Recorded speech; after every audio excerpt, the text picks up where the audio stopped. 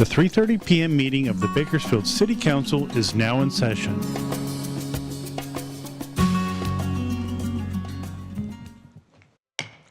Good afternoon. It's my pleasure to call to order the 3:30 regular City Council meeting of January 22nd, 2025. Madam Clerk, please call the roll.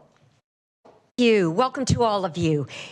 In keeping with Council's resolution, public statements are now received at different times depending on the item. I will call on the City Clerk to call for the public statements at the appropriate time, so please listen carefully.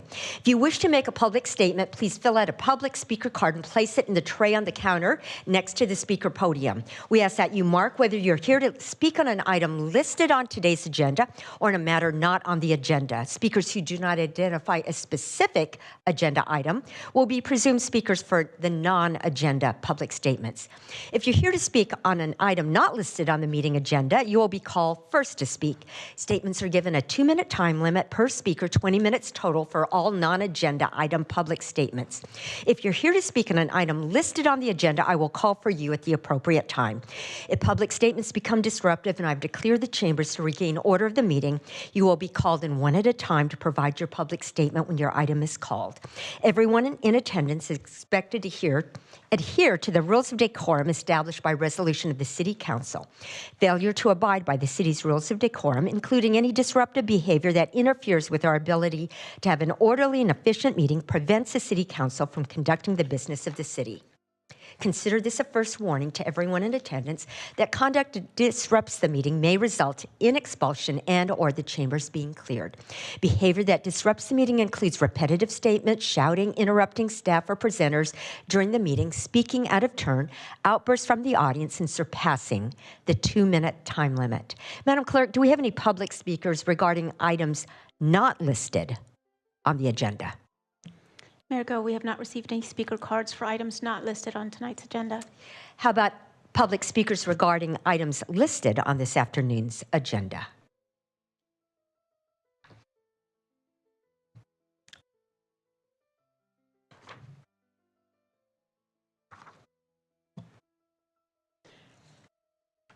Mayor Go, all the speaker cards we received are regarding item 3A.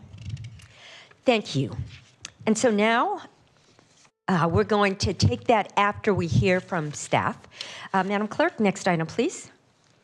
Reports item 3A, resolution adopting the active transportation plan. Mr. Clegg. Thank you, Mayor and Council. We'll have a brief presentation on this topic just to set some context. Our active transportation plan is a state required report document that helps paint a big picture long range for some of our active transportation projects. I would note that it's not necessarily all inclusive of all of our multimodal or transportation projects, but again, a good exercise that we're required to go through every couple of years. And so Mr. Meyer from Public Works and our guests from Kimley Horn will walk through a presentation for you about what this active transportation plan represents.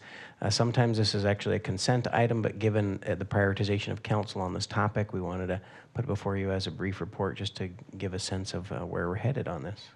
Mr. Meyer, thank you. Honorable Mayor, City Council, I'd like to invite Daryl DePontier from Kimley Horn and Associates. He will be walking us through the presentation regarding the active transportation plan. Welcome. Great, thank you, Council. Pleased to be here.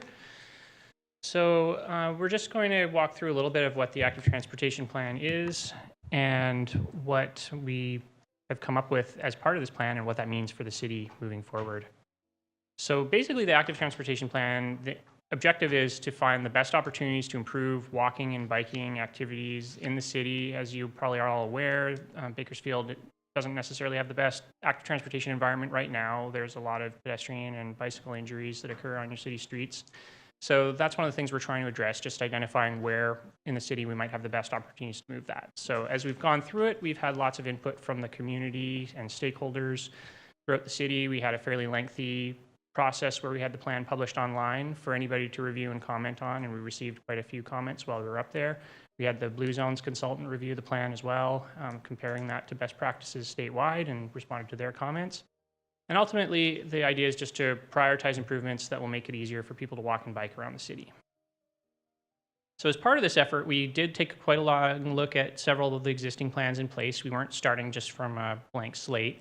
So we have the circulation element that the city maintains. The county and Kerncog both have active transportation plans around the city that we wanted to make sure we were integrating with. There is also the existing safety plan that the city maintains, the downtown pedestrian plan, and several others as they go on here. So we tried to integrate findings from all of those, not replacing those plans or duplicating them, but trying to complement what's in those already. One of our signature public engagement events was our Active Transportation Festival and Summit. We had over 500 members of the public participate in this event. They got to provide a lot of commentary on what priorities they would like to see in the city. We had fun events for the children. We had the families come out. And we also had a summit at that time where we had a presentation introducing what the plan was intended to do and what we were looking for from the public as part of the process, and giving them the invitation to be participants in the plan as we continued moving forward. So one of the key outcomes of this plan is the proposed trail network and local connections. None of these have been through any environmental review. They're very high level concept, but we wanted to show what it would look like to have a network of connectivity across the city.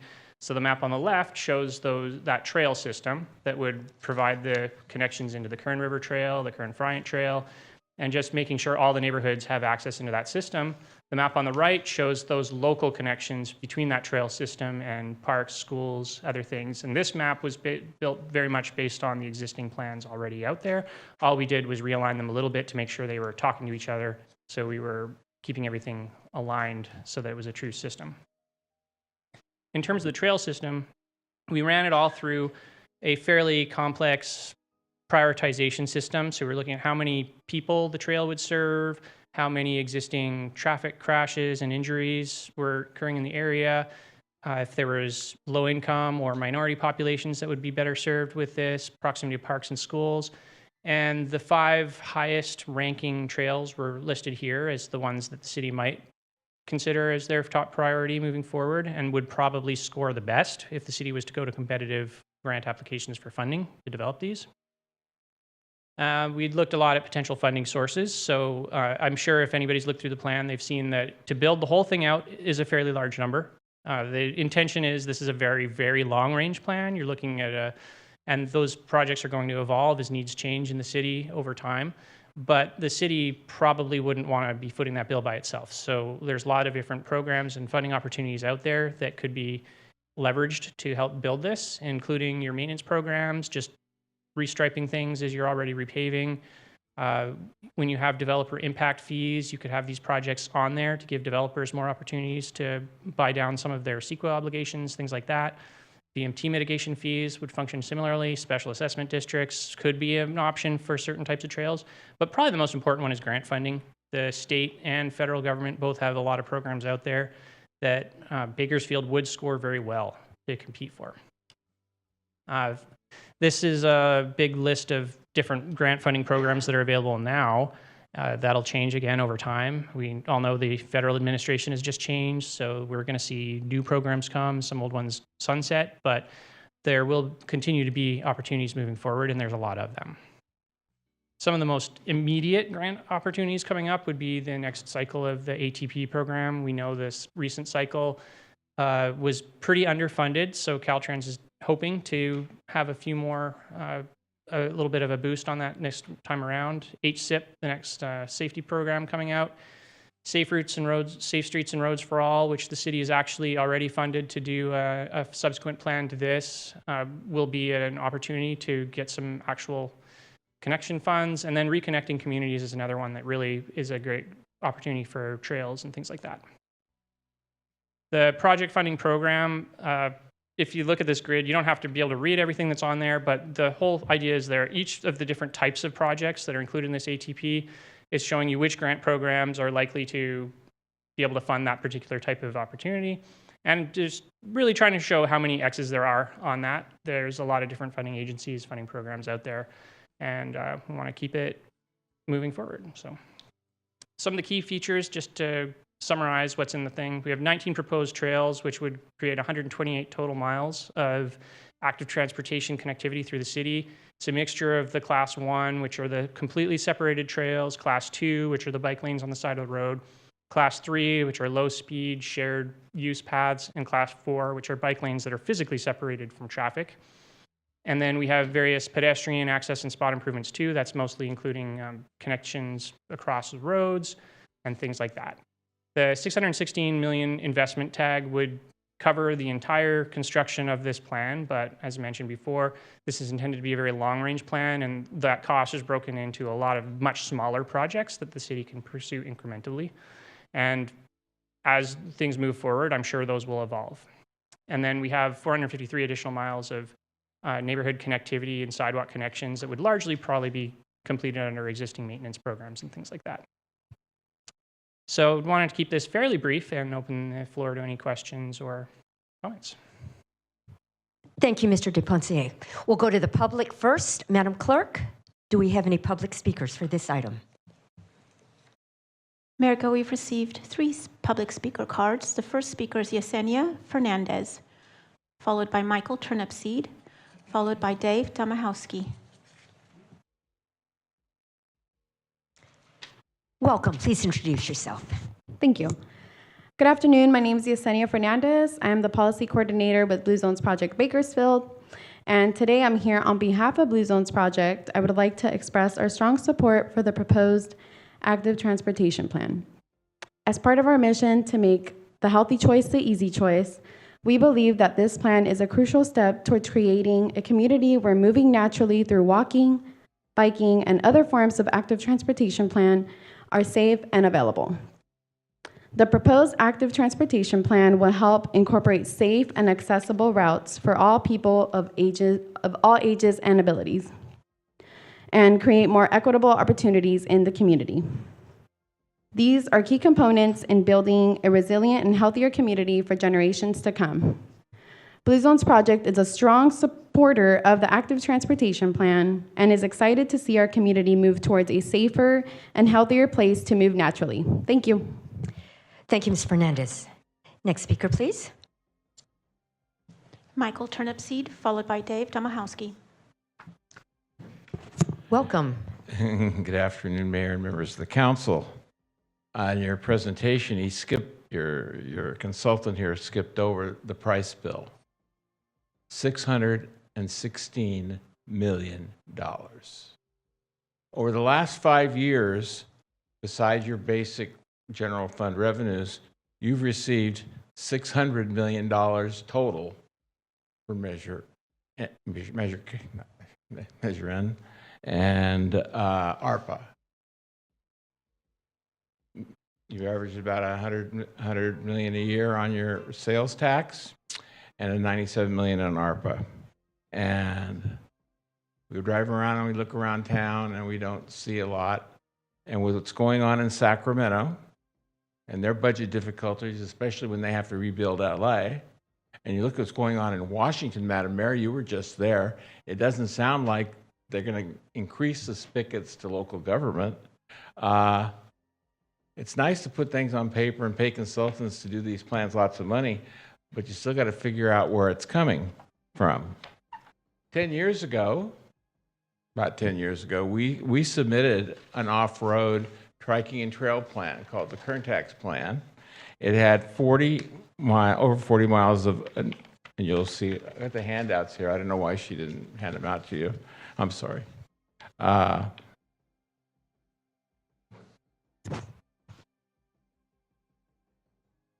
And there's a map on the last page and shows where all these trails would have gone that we proposed. It went all the way from I-5 to Lake Ming. It started with the Fryant Canal before they started doing it 10 years ago. And all the lines on canal banks and abandoned rail right-of-ways. And it would have cost, back then we figured $1 million a mile. So if it's $2 million a mile today, you can get 80 off-road, you might have to cross the road to get across, like canals do, you have bridges, but it would be $80 million to do 40 miles of trails that are completely off-road. And We think this is a much better bang for the recreational active person than just striping some more lanes on the street, because most people go out to the bike path or back anyway. So we would increase that model, and it makes much more economic sense to us. Thank you for your time. Thank you, Mr. Turnipseed. And the next speaker, please. Welcome. Good afternoon, Mayor, members of the council. Dave Demahowski, representing the Home Builders Association of Kern County. We, of course, strongly support your public safety goals of the proposed program, but a couple of things popped up in our recent review of the document. And to be honest with you, we were kind of asleep at the switch. I did not see a notice of availability and had not been tracking the activities of your multimodal committee very closely, and thought it might appear on the Planning and Development Committee staff at some point, but that never happened, as far as I know. But anyway, the primary concerns we have, and your consultant mentioned two of them, have to do with impact fees and VMT fees. So major concern would be the impact on the cost of construction. We've pretty much already lost the entry-level workforce housing market in Bakersfield because of inflation, high interest rates, and the cost of regulatory compliance. Another issue is how will this program fit into your efforts to update the general plan, especially your mobility or circulation element. Your consultant mentioned VMT fees. Jurisdictions up and down the state have adopted some outrageously expensive VMT mitigation fees, and that's another concern that we have. CEQA issues, what have you, are always in the background when any new regulation is adopted. A lot of clever attorneys in California that know how to work the CEQA game for fun and profit. And then lastly, I think there's a quality of life issue. Whenever you approach transportation planning with sort of an approach that creates some planned deficiencies in your circulation system, I think we have a concern that when you eliminate traffic capacity in your collectors and in arterials, that it has the potential for creating traffic congestion, particularly in the peak hours, which in most communities eventually becomes a quality of life and a political issue.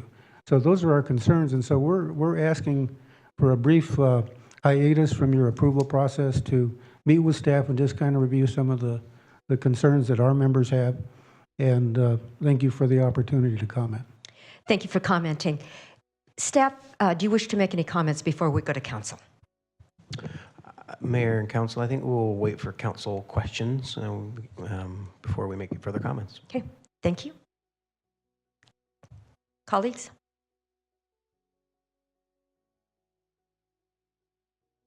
Madam Clerk, are the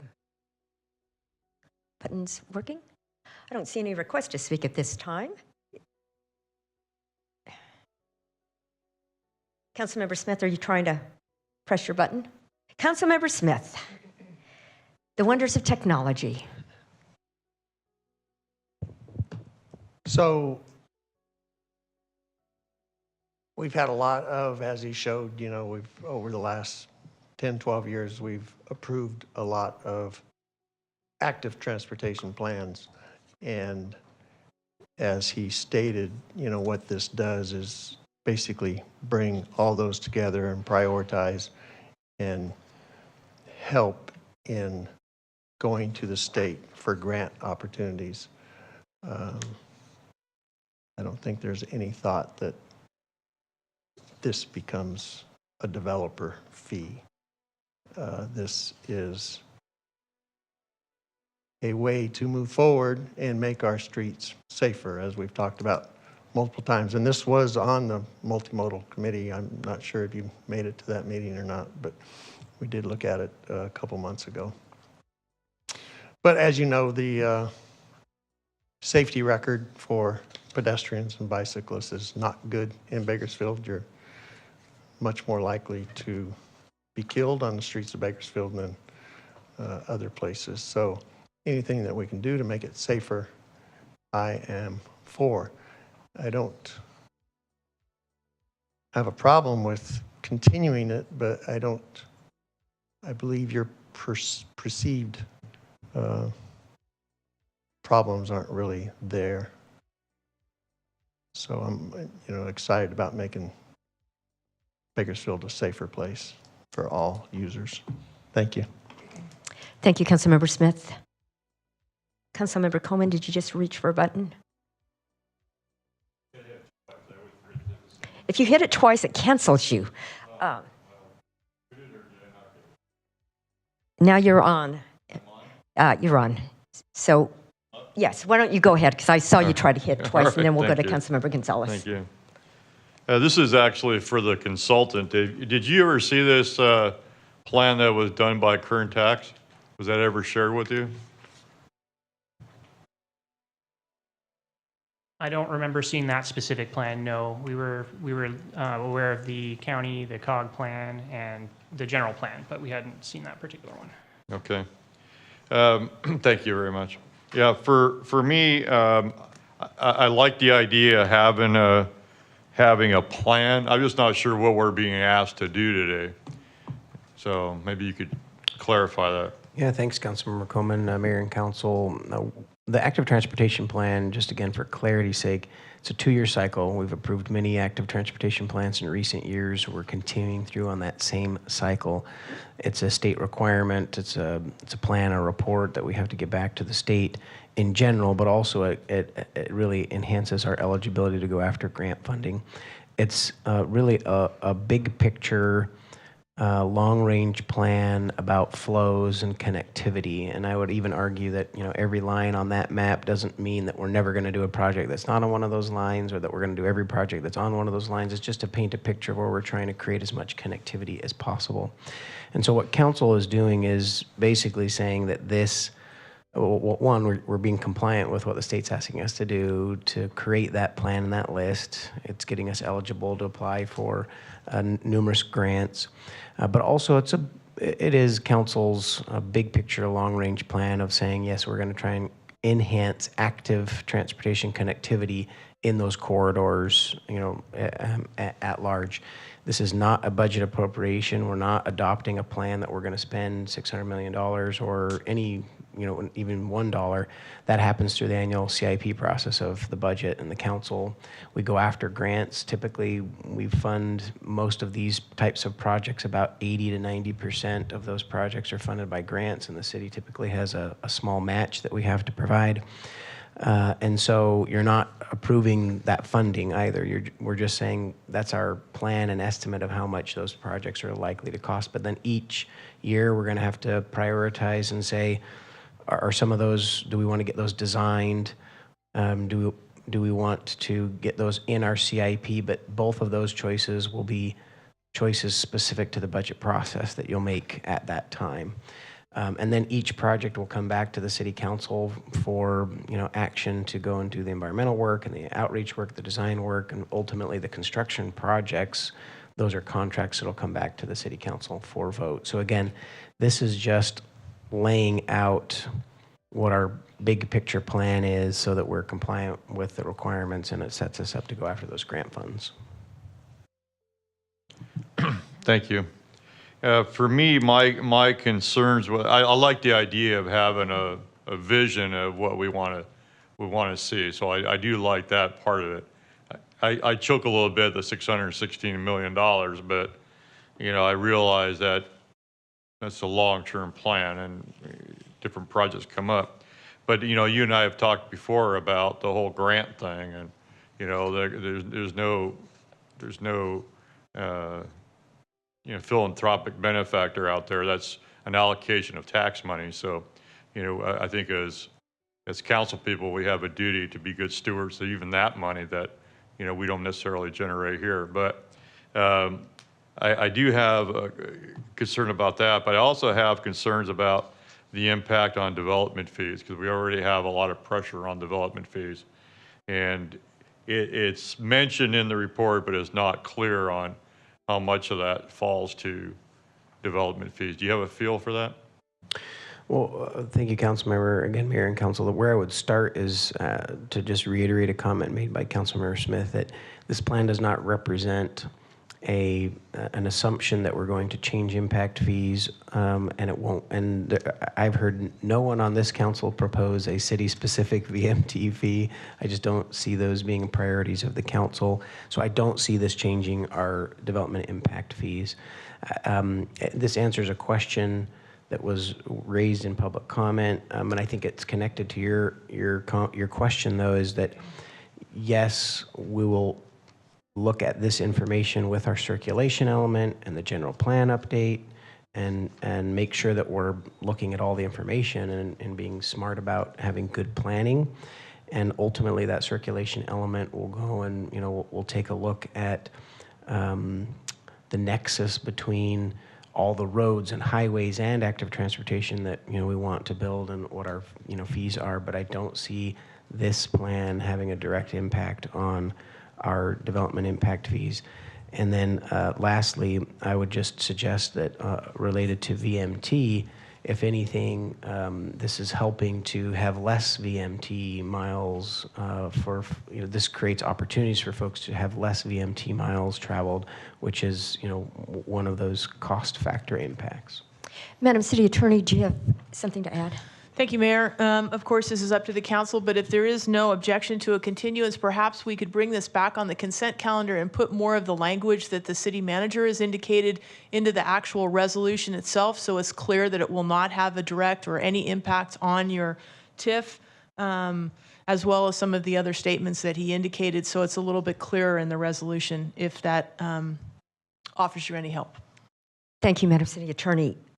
Councilmember Coleman, go ahead. Yeah, I'll just wrap up my comments quickly. Thank you for clarifying that, because that was going to be my next question about how this works with the circulation plan, which is our next big hurdle that we need to have for the general plan. So I am interested in that. And then if you could share current taxes plan with the consultant to see how that, it seems like a lot of that stuff was addressed in his plan, but some of it may not have been. I don't know if I'm not really making a motion at this time. I think I'm just talking. So thank you, Mayor. That's the end of my comments. Thank you, Councilmember. Councilmember Gonzalez. Thank you. Good evening, everyone. A couple of thoughts as I was listening to some of the questions. First and foremost, I appreciate Councilmember Smith for how he started his comments. I think this presentation should have started with a little bit more of some context here. This is not, for me, some feel-good pie-in-the-sky initiative. This, in fact, is an urgent matter that has significant consequences to the health and well-being of all Bakersfield residents. Smart Growth America names us the 4th most dangerous metro areas for pedestrians. Carinsurance.org states that we're 11th among the 20 deadliest U.S. cities for cyclists. It seems like every month, we receive a news report of someone dying on our streets, because they were walking or they were bicycling in our town. This is unacceptable, and more must be done, not less. And we can't deny that reality. I think there's an assumption, though, that among some that this is only an issue for certain parts of the city or certain populations of our community, perhaps the unhoused. But in fact, we've seen example after example of people being killed all over this city, all walks of life. So, I really feel strongly that we ought to start the conversation with the reality that we're facing in this city. I want to ask a couple of questions to our consultant, if you can come up, please. Thank you so much for the presentation today. I appreciate you. I have a question about just as we build out better infrastructure for bicyclists and pedestrians. There's a question out in the community that I hear sometimes about the real value in building out this infrastructure because, anecdotally, some may not see bicyclists bicycling on a bike path, or see a lot of folks walking on sidewalks. But as I understand the issue and look at cities throughout the world, the infrastructure that we build out actually helps induce more activity, actually creates those opportunities. If you build it, they will come sort of mentality. Can you speak to that based on your expertise? Yeah, thank you for that question. So we were doing our prioritization process for the trails. We actually ran a model from what's called the National Cooperative Highway Research Program, Report 552. So at the federal level, they did a whole bunch of before and after studies for communities where they didn't have infrastructure. They built the infrastructure. They measured how many people were walking and biking beforehand, how many after, and came up with a whole set of parameters and factors for what those do change. So that was part of how we calculated that, and we looked at it. So when we also look at big data systems, so anybody with a cell phone on them, that data is out there. So we were able to look at it and see where are people walking and biking in the city. So for example, Rosedale Highway, one of your highest traffic corridors for bicycles and pedestrians there is. You drive down Rosedale Highway, you don't really see that because people are kind of off in the dirt, walking on the side of the road, whatever, but it's quite starkly there. So when we're talking about things like the 24th Street crossing, that's probably one of your highest demand projects in the city. But it is hard to see that when you're just driving down the street because A, you're not necessarily thinking about the pedestrians and bicycles. That's not what you're looking at. You're looking at the cars around you. You're looking at the traffic that you're dealing with. But a lot of the time you just don't see it either because people are sort of trying to avoid the traffic. They're walking off in the side. But there is definitely some very empirical evidence that when you build those facilities, you get significant increases in the amount of traffic and people walking and biking. Yeah, that's interesting. I really appreciate that. And I think it underscores another point in that people are already walking and bicycling in lots of different routes that they've created on their own and have not been built out and designed. And, with new technology and data, we can actually that could actually help us inform some of these conversations and decisions that we make in the future, which I appreciate in this plan. So thank you so much for that. Yeah, I think that's it for me. Thank you. Just one quick question for Mr. Clegg. The question related to the $600 million number looks astounding. And I know in the Californian tomorrow we'll read that there's a $600 million plan that's being considered.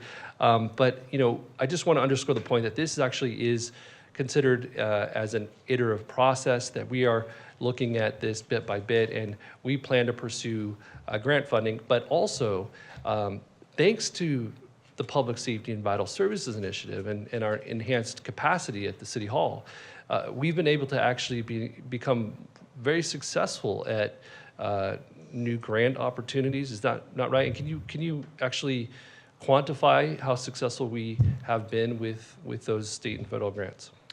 Yeah, I think Councilmember Gonzalez, Mayor and Council, yes, we adopt our CIP for examples of 5-year capital improvement project program, which is hundreds of millions of dollars. Our Parks Master Plan recently, that was a question mark too of, that looked like a big dollar amount.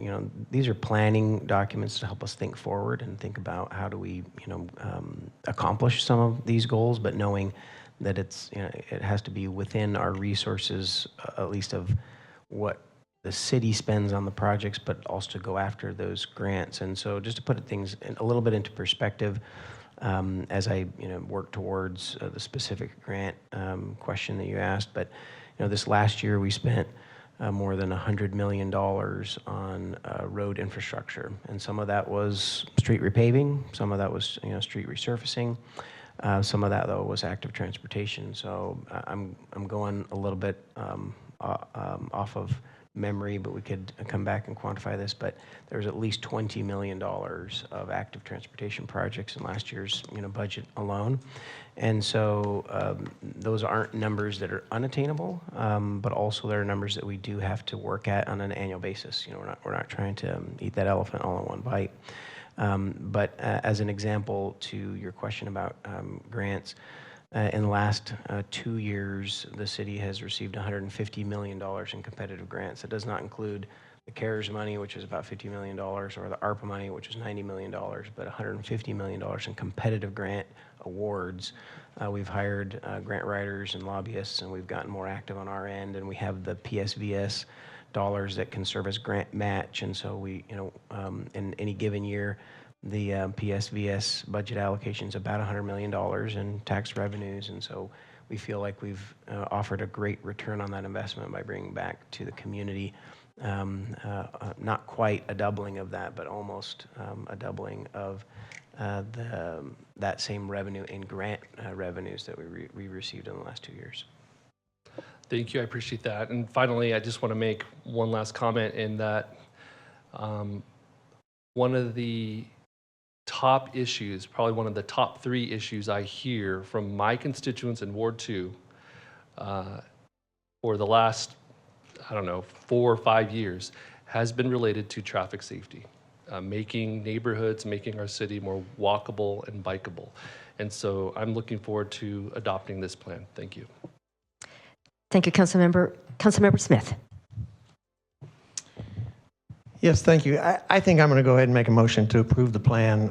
I know that it's not a fee program, and I know that it's a planning document, but I also know that transportation safety, traffic safety is the highest priority ever since I've been on the council. Like Councilman Gonzalez mentioned, what I hear from constituents is people drive too damn fast and the streets are not safe. And the more that we can do to move forward in making our streets safer for everybody, the better we're doing, the better job we're doing for our constituents. So I move to adopt the plan. Thank you. Thank you, Councilmember Smith. Other council members who wish to comment? Okay, just press it one time. Councilmember Coleman. Thank you. Can I talk to the consultant again, please? In my effort to really understand the Complete Streets program that council adopted, I talked to city staff last week about this matter. And the thing that you mentioned, you mentioned some studies that show this, that these kind of plans, improve safety and those kind of things. But what I was reading is a lot of those studies were really old. And so do you have a current study that shows that?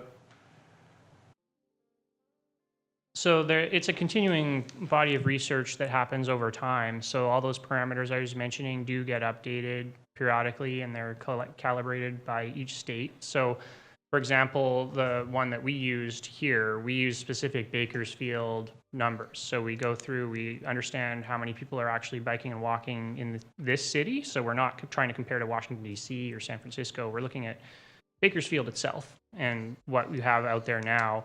And then we use some factors from that research to give estimates here. So I can't say that there's a single study with a specific date that this goes by, but it does update periodically. So it's been an ongoing body of research probably for the last 20 years.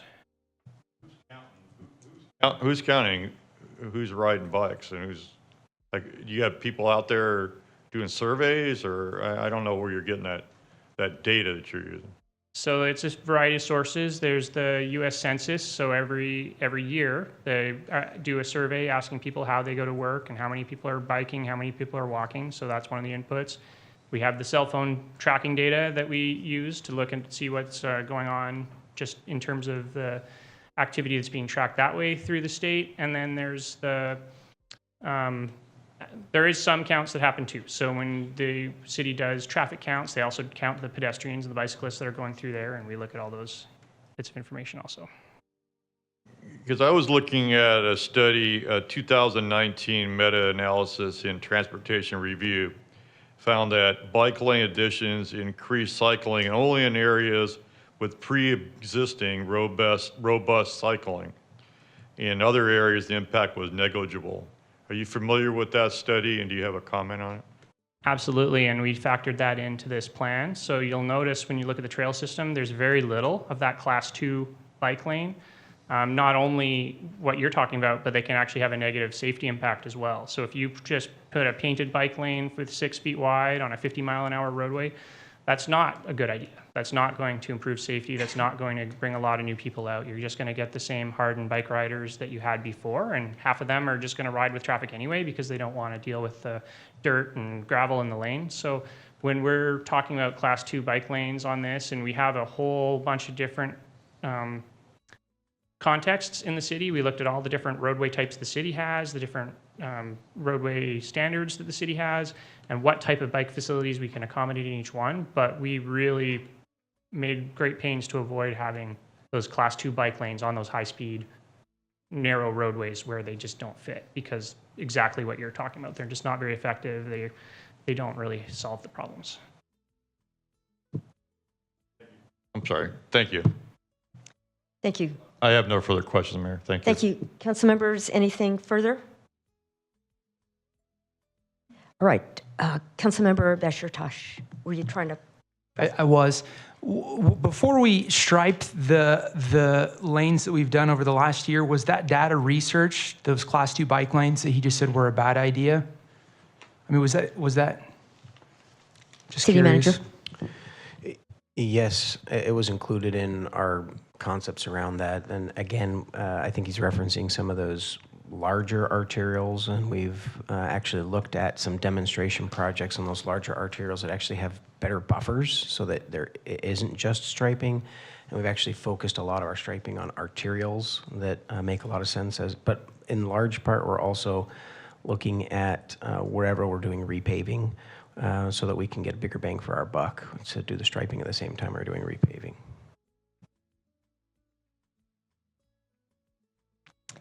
Thank you. And now, Vice Mayor. Thank you, Mayor.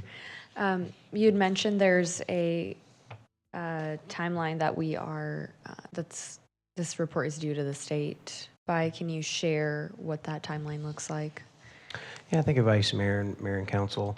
The timeline is actually a little more flexible than some others that the state gives us. And so I will acknowledge that a continuance doesn't put us at a particular jeopardy. We want to be ahead of the next funding cycle, which is several months out. So we do have some time, but also I would just reflect that some of the feedback that we've received clearly has been noted, and that staff is very happy to reach out with our stakeholders and walk through the rationale behind what the plan is and what it isn't, and as well as incorporate their feedback into how we pursue these projects specifically. Because again, these are big picture plans that we're going to have to put into very specific project prioritizations and proposals, and we're happy to do some of that follow-up. But also, it wouldn't put us at jeopardy for a slight delay. Thank you. I appreciate that as well. I think that's a great idea, and I think the many kind of opportunities we've had to engage with what active transportation even means. Sometimes it's around terminology, sometimes it's just the more information that's available is better. As we, I believe, and kind of in city planning context, a lot of the times it's like learning new concepts, it's changing a culture, it's how we move, but as shared, the data reflects that folks are already moving, but they're finding the pathways that are of least resistance, AKA, keeping their own lives out of jeopardy. So I appreciate all the research that's been done to create this plan. We had very robust conversations at our multimodal transportation subcommittee meeting about this active transportation plan, and there we really got to kind of flesh out some of the ideas of the real impact. And I especially wanted to draw attention to slide 6, where the highest ranking segments, as you can see, are across the city. And it's just, I feel the research supports what's coming from at least my own constituents. When I draw attention to Acres and McKee Road, and with our Public Works Department, we are working on what we are calling even the Stone Creek Loop, which I've mentioned many times from the dais, and we've talked about in our subcommittee meetings as well.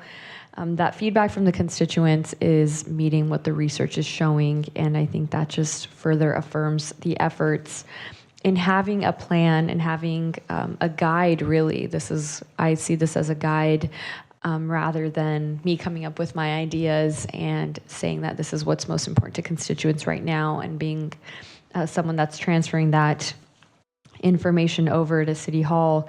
It's good to have tried and tested practices that do help folks within and residents within our city feel safer of all ages.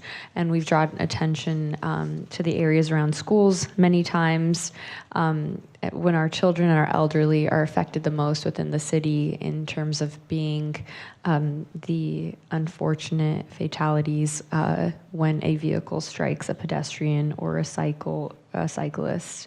And I wanted to just share my appreciation for the research that's been done for our city. This is, I believe, a first of its kind that's being updated. So I'm glad we have a plan to move forward. Thank you. Thank you. I don't see any other requests to speak. You have a motion. Please cast your votes.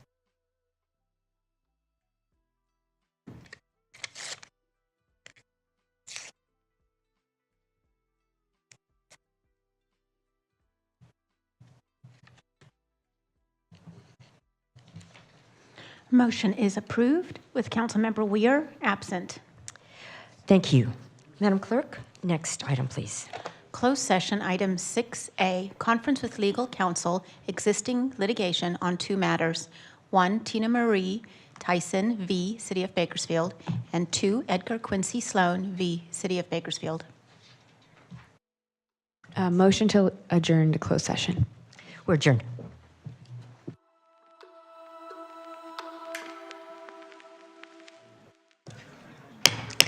Reconvening the 3:30 City Council meeting, Madam City Attorney. Thank you, Mayor. There were 2 items on tonight's closed session. On item 4A1, by a vote of 6-0 with Councilmember Weir absent, the city attorney was given direction.